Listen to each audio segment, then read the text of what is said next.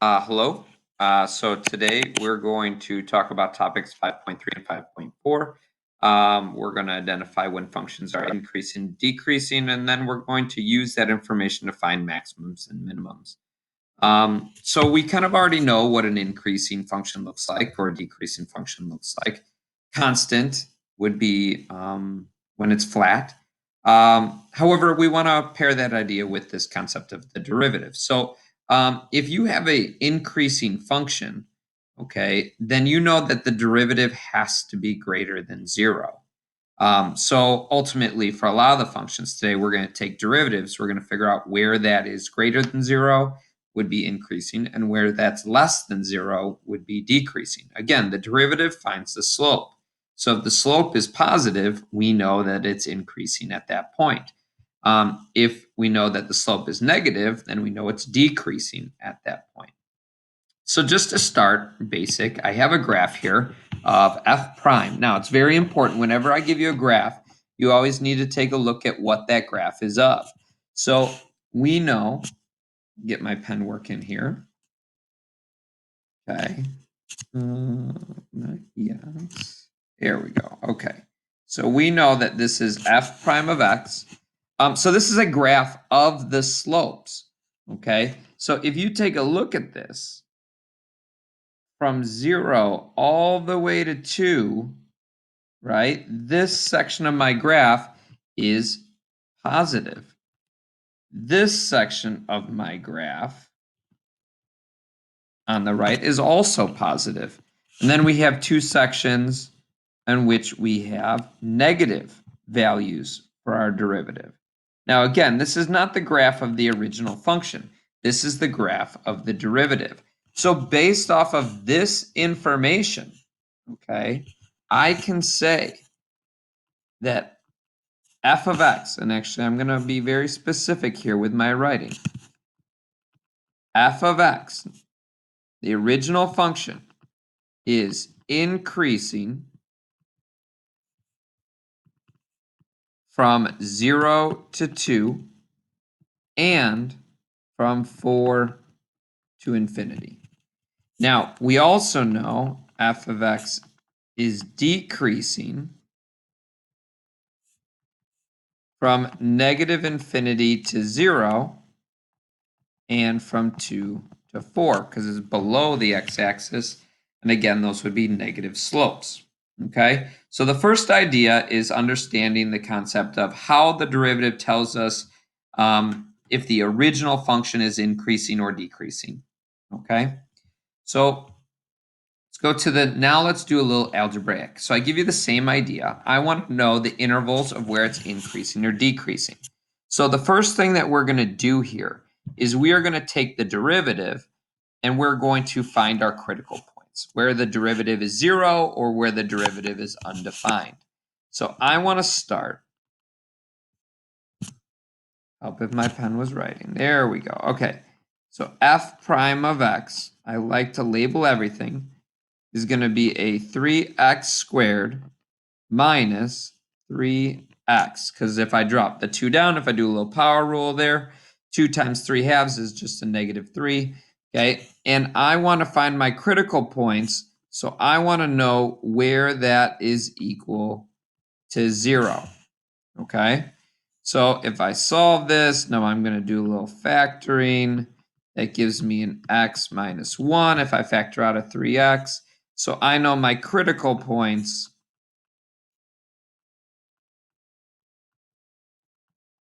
are going to be at x equals 0 and at x equals 1. Okay, so here's what I do next. I am going to make a number line. I'm going to label this number line f prime. And I'm going to put those critical points on my number line. Okay, now what I want to do is I want to substitute those critical points into my derivative. So if I want to find, let's say I want to point somewhere between negative infinity and 0. So I want to know f prime of negative 1, right? I want to know what that's going to be. So I'm going to have 3 times a negative 1, and then a negative 1 minus 1. Now, I don't really care if it's value. I just want to know, is it going to be increasing or decreasing over that interval? Okay, so if you do this, I'm going to get 3 times a negative 1 times a negative 2, and ultimately that is going to be a positive 6. And I don't really care that it's 6. I care that it's positive. So I know over this interval, it's positive. Now, I'm going to test between the next interval, between 0 and 1. So if I put in, let's say, 0.5, I have 3 times 0.5 times 0.5 minus 1. And ultimately, I'm going to get a 3 times a 0.5 times a negative 0.5, which, if you work that out, again, I don't really care what the value is. I know that it's going to be negative. Okay. And then last but not least, f prime of, let's say, 2, something bigger than 1. 3 times 2, 2 minus 1 gives me 3 times 2 times 1, which would be a positive value. So I know it's going to go positive here. So with what we have on our screen, we can draw some conclusions. I know that my function is going to increase from negative infinity to 0 and from 1 to infinity. Now, I also know it's going to decrease from 0 to 1 because, again, that's where my derivative was negative. So this is the big idea here. We want to be able to find the intervals of increase and decrease. Okay. So I kind of put together some guidelines here. So if I give you a function, right, I want to find the critical numbers. I want to, after you find those critical points, I'm going to I'm going to use test values to figure out what the sign is between each of interval, and then I can determine whether or not it's increasing or decreasing for that value. Okay? All right. So now we have a second piece. It's called the first derivative test. So I want to talk about, we're going to still find increasing, decreasing, but we want to use it to kind of identify where the maximums and minimums of our function are. So if we change, if the derivative goes from negative to positive, so if it goes decreasing to increasing, okay, so just an idea of what that looks like on your screen. So for this first example here,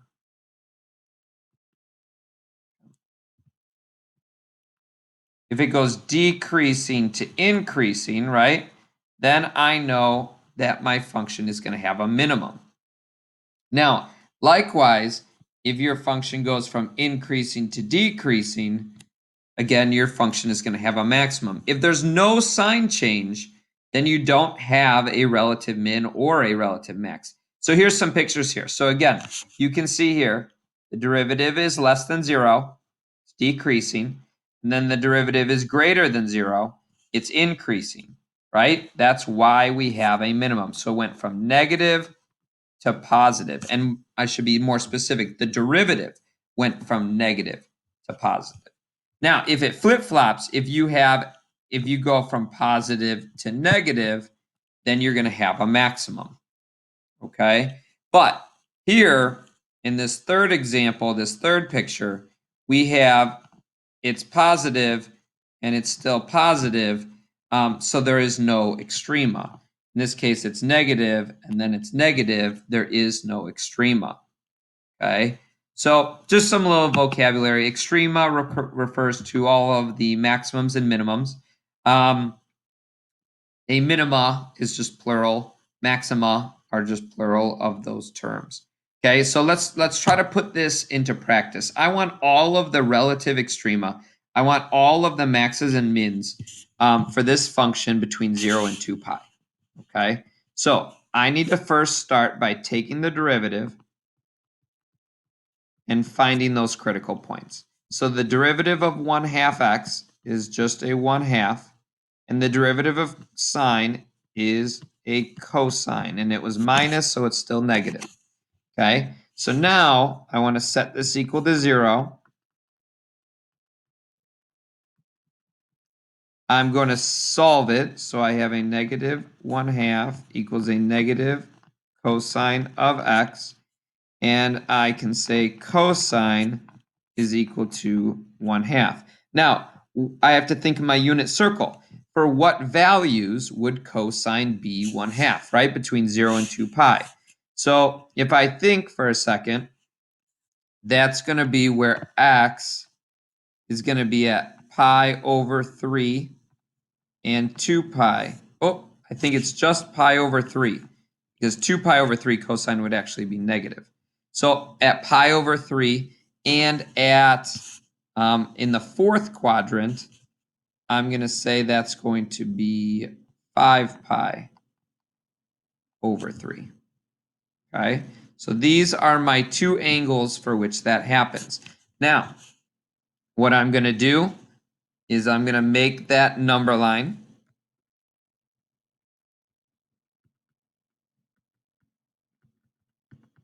All right, and I want to test around it. Now we're going from 0 to 2 pi, so I don't really want to go outside of that range. So I want to use a value somewhere between 0 and 2 pi, and again, I want to plug it into the derivative.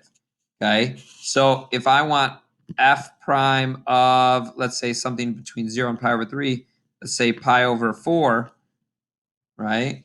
That would be a 1/2 minus cosine of pi over 4, which would be a 1/2 minus a square root 2 over 2. Now, I need my calculator here a little bit, but I'm pretty sure this will end up being negative. Okay. Then I want to check a point between pi over 3 and 5 pi over 3. So I'm going to use, let's say, pi. Sounds like a good one. So I have a 1/2 minus cosine of pi, which would be a 1/2 minus a negative 1, which is definitely positive. So I know it goes negative to positive. And then I have f prime of something between 5 pi over 3 and 2 pi. So we're going to do, let's say, 5 pi over 4 would be a 1/2 minus cosine of 5 pi over 4, which actually I believe will give us the same thing as the first part that we did. And we know that that's going to be negative. Okay, so my function decreases from 0 to pi over 3 and then increases. Now, because it changed signs, because the derivative changed signs at pi over 3 and it went from decreasing to increasing, we know this has to be a minimum. I know this point at 5 pi over 3 has to be a maximum. Right? That's the idea. So I'm going to have a relative min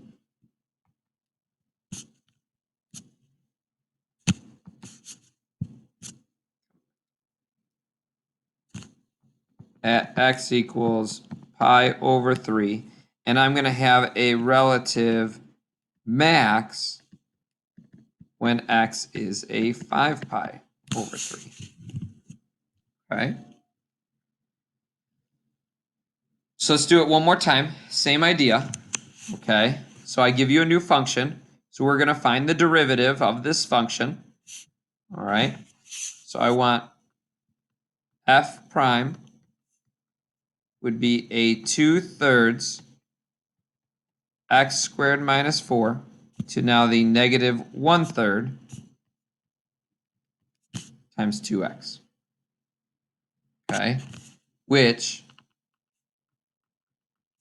if I do this, I get a 4x over 3 times x squared minus 4 to the 1/3 power. Okay, so I want to find my critical points. Now my critical points are going to be where this is 0 or undefined. So my critical points,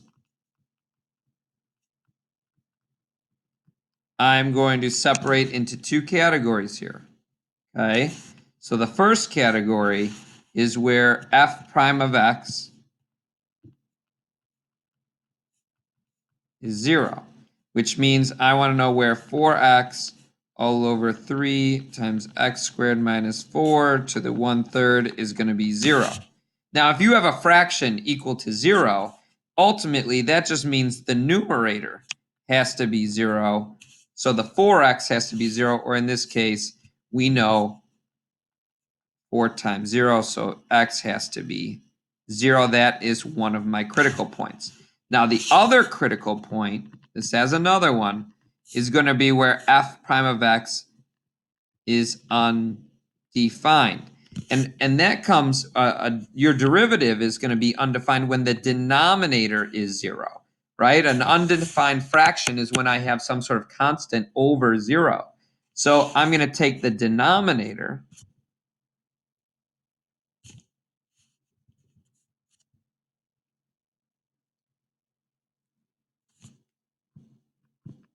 the 3 times x squared minus 4 to the 1/3 power. I'm going to set that equal to 0. Now, if you divide the 3, doesn't really change too much. If you then, to get rid of the 1/3 power, you can cube both sides, but that doesn't really change too much. I just have an x squared minus 4. 0 cubed is still 0. I can factor that, x plus 2x minus 2, and I know x has to equal 2 and negative 2. So I have 3 critical points. Okay, so now I want to test around those critical points. So I'm going to make my number line. Helps me organize my information. I always like to label it f prime of x. And I'm going to put negative 2, 0, and 2 on that number line. And I want to test around those points. So let's say f prime of negative 3. So I'm going to plug negative 3 into the derivative. So I have a 4 times negative 3. I have a negative 3 squared minus 4 to the 1/3 power. Now again, I don't really care about the value. I care about what the sign is. Now the top will definitely be negative. The bottom will also be negative. So if I have a negative over a negative, that is a positive answer. If I have f prime, I'm going to pick a number between negative 2 and 0. Negative 1 seems like a good one. 4 times a negative 1 all over 3 times a negative 1 squared. Oh, you know what? This would have been positive. Sorry about that, guys. The denominator would have been positive on the first one, which would have given me a negative or decreasing slope. Okay? I realize that because I think we're going to have a little sign change here.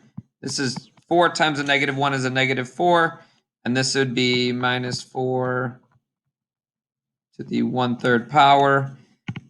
That would be negative. There we go. That looks better. So if I have a negative over negative, that is a positive. I can do the same thing at 1. So 4 times 1 all over 3 times a 1 squared minus 4 to the 1/3, which would give me a positive over a negative, which would be negative.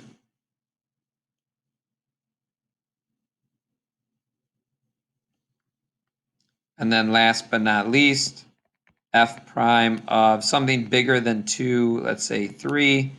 You plug that in. I think I'm going to get, I ran out of room here a little bit, but I'm pretty sure we're going to get a positive value. Okay, so based on this, I know negative 2 will be a relative min. 0 will be a max because it goes from positive to negative, and then it goes back negative to positive, so I have a second relative min. So I have relative mins at x equals -2 and x equals 2, and I have a relative max at x equals 0.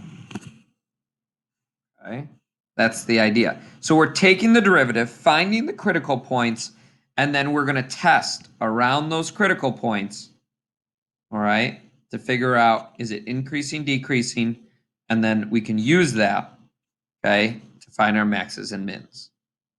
All right, last one. So I want to take the derivative, and we can do a quotient rule here. So I'm going to say low d high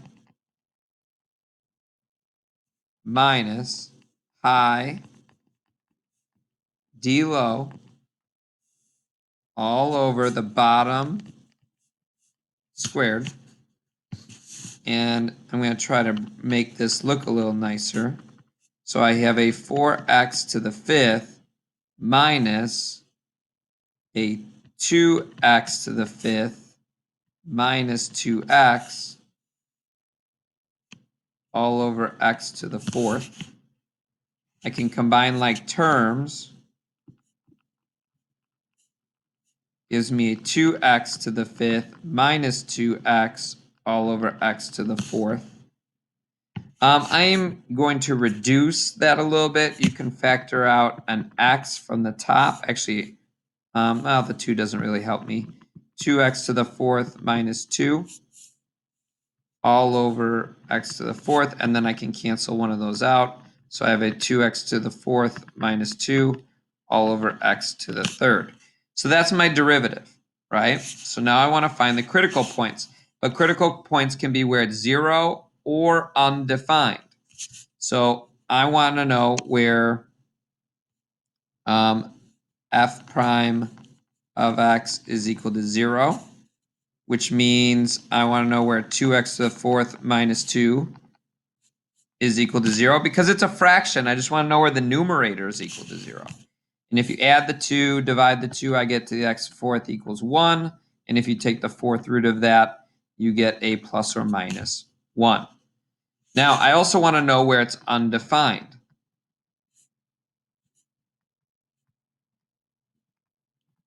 And that's going to be where x cubed is 0. In this case, where x equals 0. However, I am not going to include this 0. The reason being, it is a critical point, it is where it's undefined, but it doesn't actually appear on my graph. There is an asymptote, okay, on the original function where x is 0. That point isn't actually part of my function. Therefore, it can't be a max or a min. Now, if you don't see that, that's okay. It would come out when you try to find the maximum and minimum anyway, right? But what I am going to do is on my number line, I'm going to put a -1. I'm still putting the 0 because there's an asymptote there, and a +1. And I'm going to test around those points. Now, in the derivative, again, I always check in the derivative. So I'm going to do f prime of -2. So I have 2 times a -2 to the 4th minus 2 all over a -2 cubed. So I'm going to get definitely positive on top. -2 cubed is negative, so that would be a negative answer.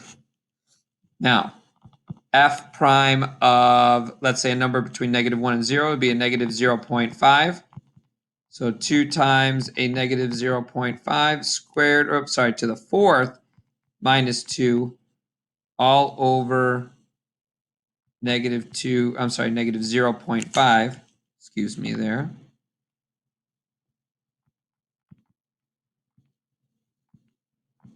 To the 3rd. So I'm going to get a negative over a negative, which ultimately gives me a positive. I know it's increasing over that interval. So now we're going to do a +0.5. So 2 times 0.5 to the fourth minus 2. That's still going to be negative on top. And 0.5 cubed will be positive on bottom. That gives me a negative fraction. And last but not least, I want to know at, let's say, positive 2.